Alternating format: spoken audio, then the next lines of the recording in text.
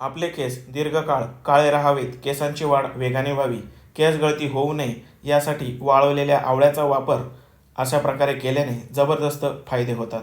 केसांच्या आरोग्यासाठी आवळ्याचा फार छान प्रकारे उपयोग होतो. अकाली केस पांढरे होणे या समस्येसाठी देखील याचा उपयोग होतो. आवळ्याचे बहुउपयोगी तेल बनवण्यासाठी 2 चमचे एवढी आवळा पावडर 200 मिली खोबरे तेलात मंद आचेवर 20 मिनिटे शिजवून घ्यायचे आहे. यासाठी लोखंडी कढईचा वापर करायचा आहे.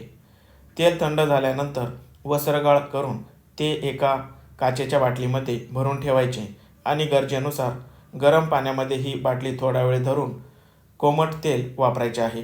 आठवड्यातून 2 ते 3 वेळा डोक्याच्या त्वचेची स्कॅल्पची 4 ते 5 मिनिटे मालिश करायची आहे.